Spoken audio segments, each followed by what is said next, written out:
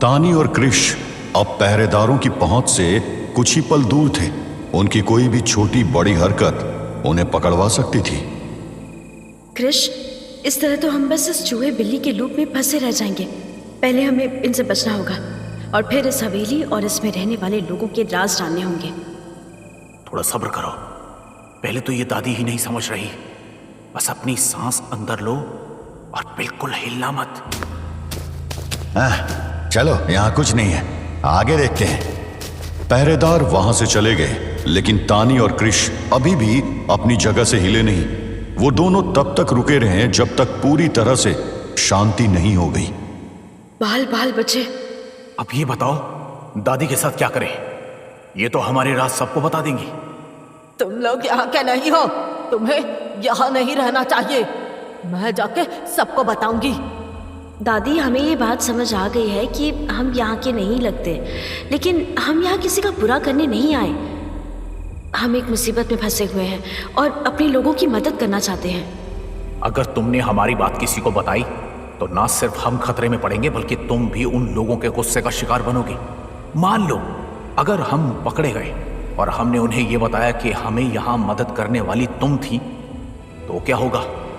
बूढ़ी औरत ने उन्हें गुस्से भरी नजरों से देखा, लेकिन कुछ नहीं कहा। कृष और तानी को समझ आ गया कि वक्त कम है और इस नए आयाम में उन्हें जल्दी से अपने लिए कोई सुरक्षित जगह ढूंढनी होगी। कृष, मुझे लगता है हमें अब इस गांव के और लोगों से दूर रहकर अपने सवालों के जवाब ढूंढने होंगे, लेकिन हमें पहले इनकी झोपड़ी छोड़ना होगा। हम सीधे गांव के रास्ते से जाने का रिस्क नहीं ले सकते। अगर ये लोगों के बीच चिल्लाने लगी तो परेशानी बढ़ जाएगी। हमें जंगल से होकर चलना होगा। लेकिन अगर इन्होंने हमारे जाने के बाद हमारे बारे में लोगों को बता दिया तो? कोई बात नहीं कृष, हम कब तक एक ही जगह अटके रहेंगे? जैसी माँ काली की इच्छा होगी। जंगल में इन्हें अकेला छोड़ना ठीक नहीं होगा।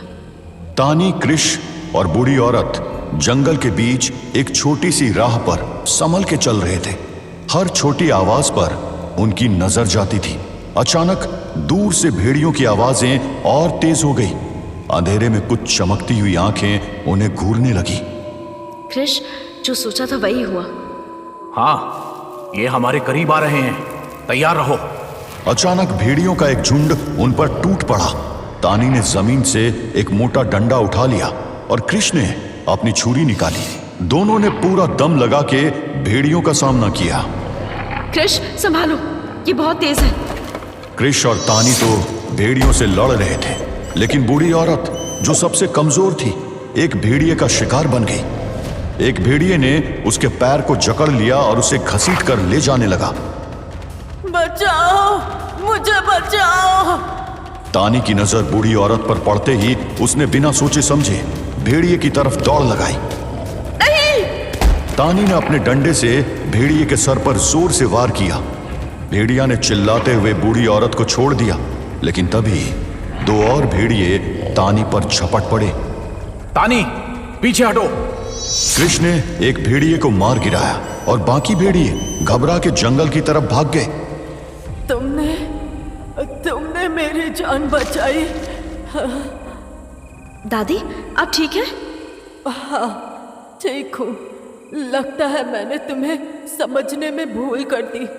तुमने सही कहा था, शायद तुम्हारा इरादा गलत नहीं है।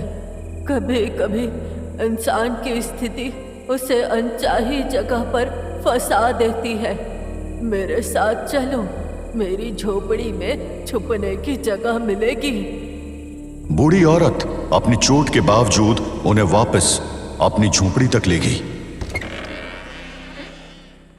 चांदनी रात का सन्नाटा और गंगा के पानी का शांत लहराना एक अजीब सा रूहानी मगर असुरक्षित एहसास दे रहा था। मछुआरों की नाव मध्यम लहरों पर धीरे धीरे हिचकोले खाते हुए चल रही थी। न जाने कहां से एक ताल की धुन उठ रही थी, जो रात के सन्नाटे में और भी भयानक लग रही थी। तभी अंधेरे में से दो साए उभरे, एक आदमी और एक औरत, जो मौत और तबाही का पैगाम लेके आए थे। तुमने आखिर यहाँ आने की जिद क्यों की समीर? मुझे नहीं पता था कि इस जगह से तुम्हें कोई परहेज है। मैं तो चाहता था कि हमारी इस रात की आखिरी किलिंग्स में थोड़ी वैरायटी आ जाए। गंगा पर इस समय मछुआरों की कई नाव होती हैं, तो इस शांत सीनरी को खून और चीखों से लाल होते देखने का मन था, बस। बात वो नहीं है। फिर क्या हुआ? अभी थोड़े समय पहले मेरी शक्तियां इस गंगा के पानी की वजह से चली गई थी। तब मैंने बड़ी मुश्किल से इन्हें वापस पाया था। अब मैं दोबारा वो रिस्क नहीं लेना चाहती। ओह, आई सी। तुम पानी में मत उतरना, लेकिन ऊपर से उड़कर या बोट्स पर खड़ी होकर तो इस खूनी खेल में मेरा साथ दे सकती हो। इस बार बस वो पुरानी गलती मत दोहराना। ठीक है। कौन है वहां? अरे, एक औरत और एक आदमी है। ये लोग यहाँ क्या कर रहे हैं? ये हवा में से आए हैं क्या? क्योंकि गंगा के बीच से यहाँ आने का कोई और रास्ता दिख नहीं रहा। वो औरत तो अब भी हवा में ही खड़ी है। अरे सब भागो यहां से, लगता है नदी पर प्रेत आ गया है। मछुआरे अपनी लकड़ी और पतवार संभालते हैं, लेकिन उनके चेहरे पर साफ डर दिख रहा था। प्रेत तो हम हैं, लेकिन तुम्हें ये किसने कहा कि तुम भागकर बच सकते हो? अब जो आसमान से तुम्हारी नाव पर आ सकते हैं, वो तुम्हें कहीं भी पकड़ सकता है। समीर कूदकर एक छोटी बोट पर चढ़ता है और एक मछुआरे को गिरेबान से पकड़कर कोने तक खींच ले जाता है। मछुआरा जोर लगाकर छूटने की कोशिश करता है, पर समीर की ताकत के आगे वो बेकार था। समीर ने पहले उसके गले की नस काटी और फिर उसे जोर से धक्का दिया और मछुआरे की चीख लहरों में गूंजती हुई रात के सन्नाटे में समा गई। ये सब करके तुम्हें क्या मिलेगा समीर? ये लोग तुम्हारे लायक शिकार भी नहीं लगते। हम लोग किसी और बड़े एरिया में चलते हैं। बताया तो था, थ्रिल, मजा, और क्या। नए माहौल में रिस्क लेना सीखो, तभी तो असली मजा है। लगता है तुम्हारे अंदर का डर तुम्हें रोक रहा है। तुम कर्ण पिशाचनी हो, तुम्हारा काम तो डराना है। अब तक आसमान में उड़ती कर्ण पिशाचनी अपनी शक्ति का भरोसा करते हुए एक नाव पर चढ़ जाती है। नाव में भी कुछ गंगा का पानी मौजूद था, जो छोटे से छेद से नाव में बड़ी कम मात्रा में आ रहा था। जैसे ही कर्ण पिशाचनी का शरीर गंगा के पानी के पास आता है, एक अजीब सी जलने की आवाज होती है और कर्ण पिशाचनी उस दर्द का एहसास छुपाने की कोशिश करती है। तुम ठीक तो हो ना? हाँ, तब गंगा का पानी मेरे शरीर के अंदर चला गया था।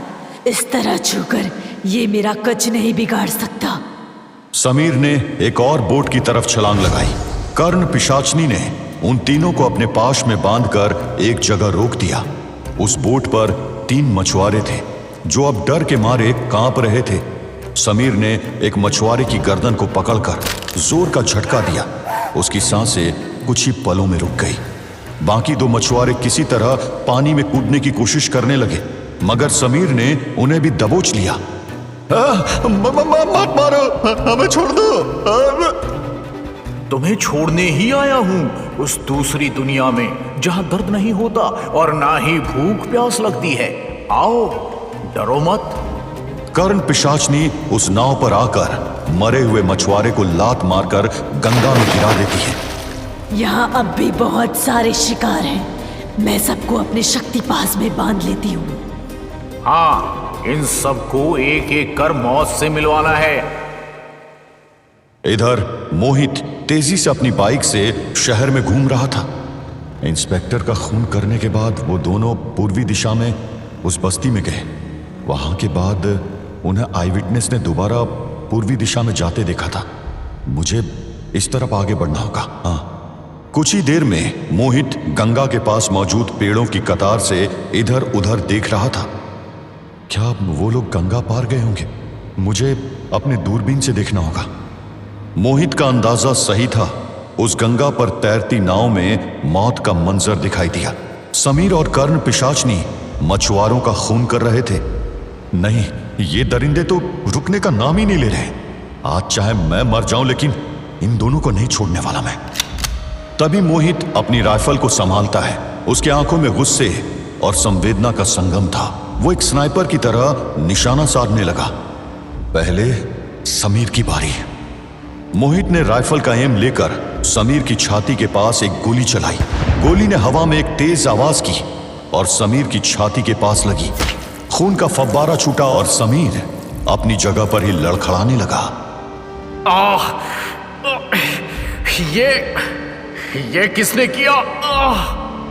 आसपास तो कोई दिखाई नहीं दे रहा, लेकिन नदी के पास की ये नम हवा मेरे पास एक जानी पहचानी इंसान की महक ला रही है। उठो, चलो मेरे साथ, पहले मैं तुम्हारे इलाज का इंतजाम करती हूँ।